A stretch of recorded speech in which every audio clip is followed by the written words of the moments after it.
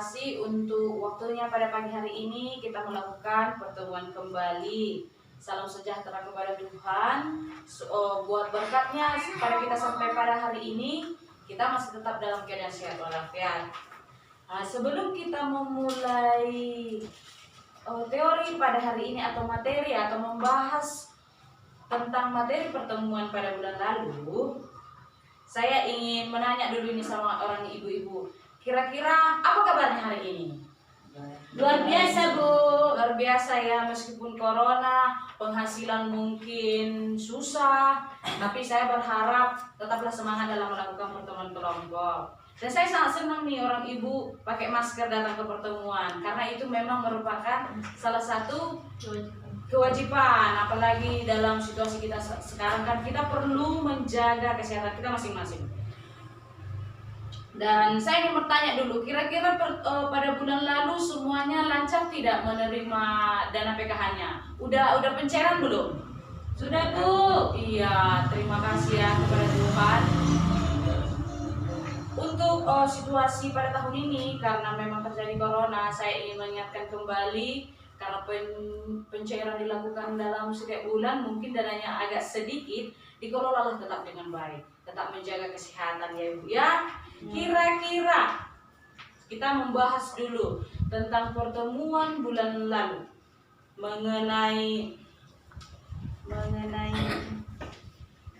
penelantaran dan eksploitasi pada anak.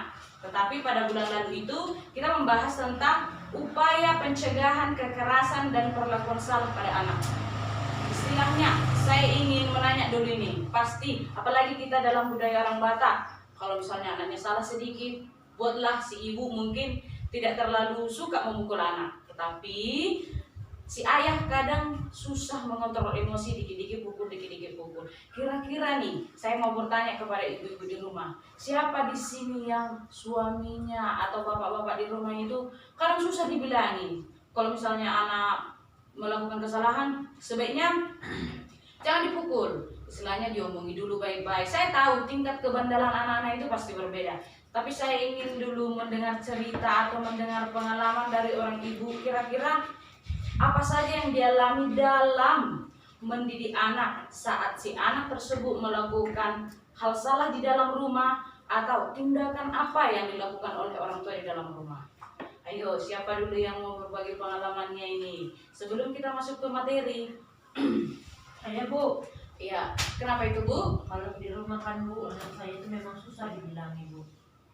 Tapi memang saya tidak mau mukul anak, tapi bapak anak-anak ini, Bu, nanti anaknya buat salah sikit dicubit, nanti anaknya buat salah sikit disuruh di luar rumah, dikunci di luar dia, Bu. Kadang saya tidak tega melihat anak saya, cuma saya juga tidak mau, Bu, melawan suami saya. Itu gimana, Bu? Iya ya, salah satu solusinya adalah memberikan pengertian pasti kepada si bapak. Saya tahu karakter seseorang itu sudah ada sejak awal. Istilahnya karakter, ya mendidik anak itu harus seperti ini, mendidik anak itu harus seperti ini. Kalau nggak dipukul nanti dia bakalan ulangi lagi itu.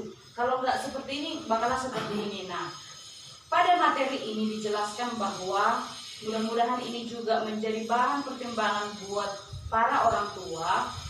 Saat si anak melakukan kesalahan, ada baiknya diomongi dulu baik-baik. Kira-kira kenapa anak tersebut berbuat hal seperti itu, dan bagaimana cara pencegahan yang baik yang bisa dilakukan antara ayah dan ibu terhadap anak. Dan sekarang begini, pada mungkin itu zaman dulu ya, istilahnya ayah itu keras sama anak, ya si ibu tidak bisa berbuat apa-apa. Tetapi di zaman modern sekarang ada baiknya ayah dan ibu itu bekerja sama, istilahnya membuat kesepakatan saat mau menghukum anak, seperti itu. Saat anak melakukan perlakuan salah kan kadang dia tidak sengaja, jadi jangan langsung dipukul. Seharusnya ibu yang sudah datang ke pertemuan ini, saya tekankan kembali, menjelaskan kepada ayah atau kepada suami di rumah, kalau kita sering berbuat kasar kepada anak, bisa saja anak jadi jauh sama kita, bisa aja dia jadi suka kelayapan lah, gak mau dengarkan omongan orang tua lah, gitu. Nah, tapi selain hal tersebut, ada beberapa hal untuk pencegahan kekerasan dan perlakuan salah pada anak. Seperti kita memenuhi hak-haknya, istilahnya menyekolahkannya, memberikan apa yang dia butuhkan saat di sekolah atau di dalam kehidupannya sehari-hari lah, seperti memberikan makanan makanan yang sehat dan tidak menyuruhnya bekerja. Dan maksud saya seperti ini, lebih mendahulukan menyuruhnya bekerja daripada memenuhi kewajiban itu bersekolah, karena bersekolah itu adalah masa depan anak, jadi itu penting untuk anak. Nah, itu mengenai teori bulan lalu. Jadi saat ini kita akan membahas materi mengenai penelantaran dan eksploitasi pada anak.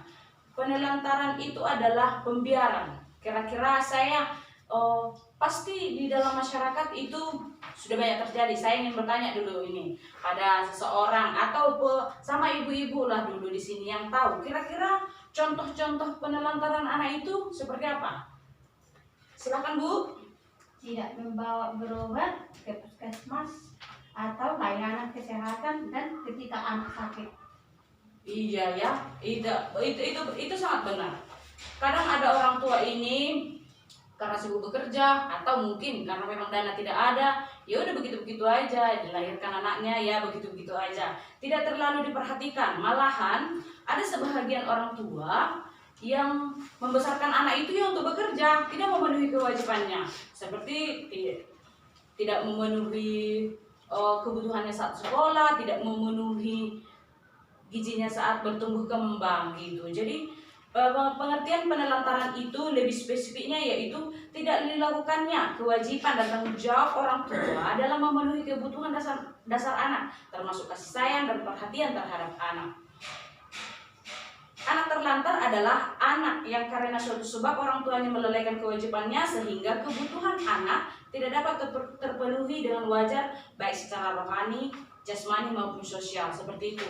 Jadi saya berharap ini kepada ibu-ibu PKH, kalau sudah misalnya dapat bantuan, ya dipenuhilah kebutuhan anaknya. Ya kalau anak sekolah, dipenuhi kebutuhan sekolahnya. Kalau balita, dipenuhi susunya, dibawa ke puskesmas, imunisasi dan bla bla bla segala macam gitu.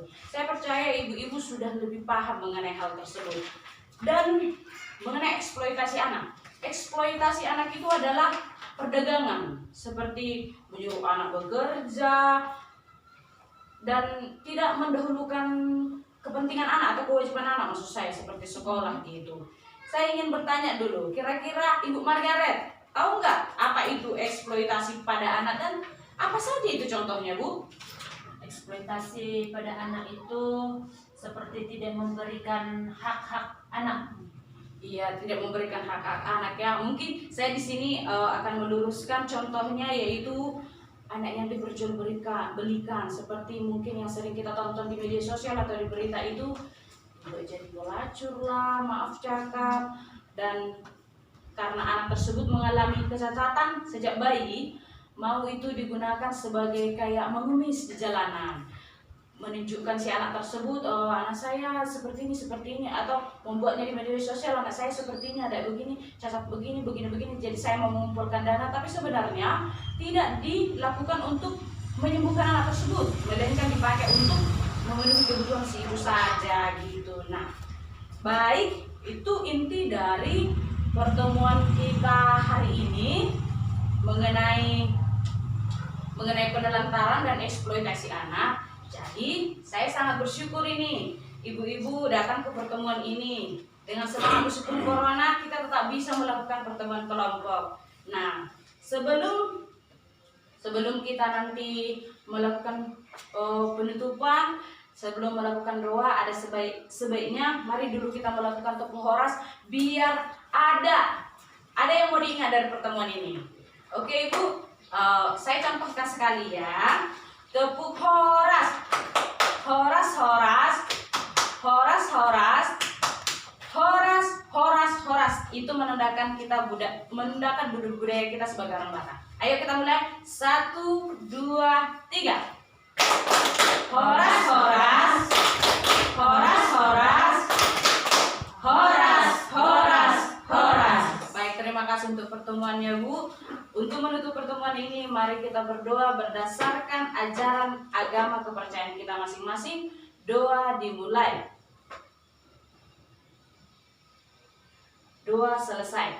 Terima kasih, semoga Tuhan memberkati kita dan sampai jumpa di pertemuan berikutnya. Horas! Horas. Horas.